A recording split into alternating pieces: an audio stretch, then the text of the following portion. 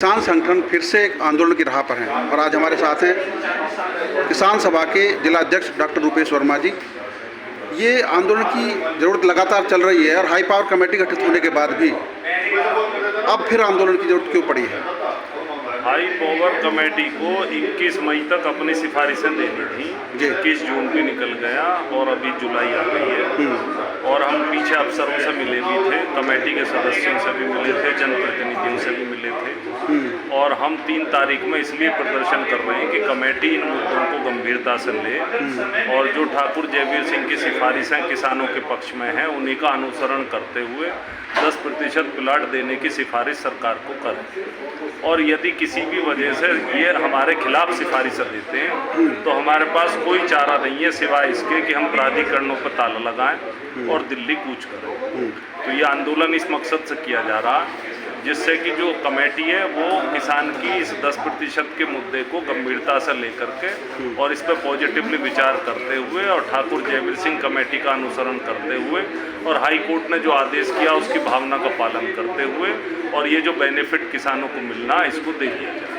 ये ठाकुर जयवीर सिंह की रिपोर्ट में ऐसा क्या था जो इसमें इनको लागू करने में दिक्कत आ रही है? कोई दिक्कत नहीं थी, सिर्फ नियत में फ़र्क है। ठाकुर जयवीर सिंह ने कहा था अपनी कमेटी की सिफारिशों में कि जो पिटीशन में गए हैं उनको तो ये लाभ मिल गया, जो पिटीशन में नहीं गए वो अपने आप को ठगा महसूस करेंगे, लिहाजा ये लाभ हर प्रभावित किसान को दिया जाए। तो उसमें जो 2 सिफारिशें उन्होंने की कि हाई कोर्ट ने 2 बेनिफिट दिए, एक 64% का, एक 10% का।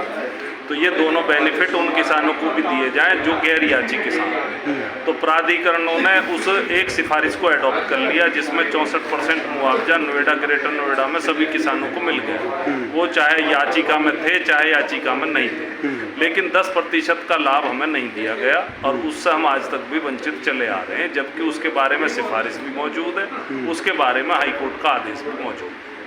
अभी लेटेस्ट जो डेवलपमेंट हुआ था पिछले साल वो यही हुआ था कि साहब इसको लेकर के पुनः एक कमेटी का गठन हम लोग कर रहे हैं और वो कमेटी यदि सिफारिश करेगी तो हम इसको लागू करेंगे। तो अभी कमेटी बहुत जल्दी ही हमें जो लग रहा कि सिफारिशें देने वाली है, तो उससे पहले हम ये आगाह करना चाहते हैं कि ये सिफारिशें हाई कोर्ट के आदेश की भावना के अनुसार और ठाकुर जयवीर सिंह की सिफारिशों का अनुसरण करते हुए दी जानी चाहिए।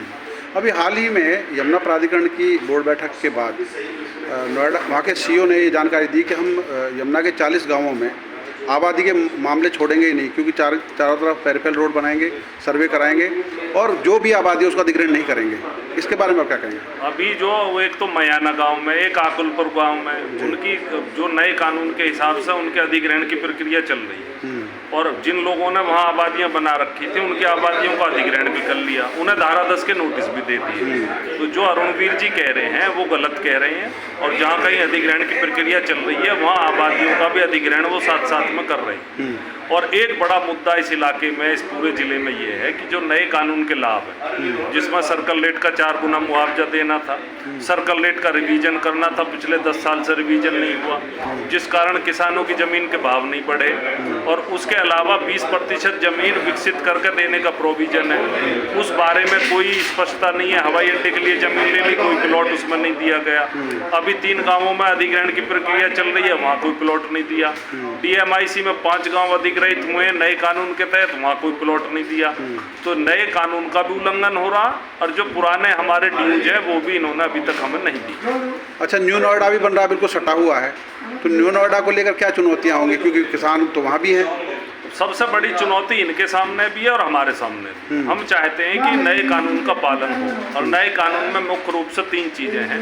पहली है कि यदि शहरीकरण के लिए कोई ज़मीन ली जाती है तो उसमें 20% विकसित भूमि देने का प्रोविज़न। दूसरा उसमें यह है कि शहरी क्षेत्र में 2 गुना और ग्रामीण क्षेत्र में 4 गुना बाजार भाव का वो देना पड़ेगा।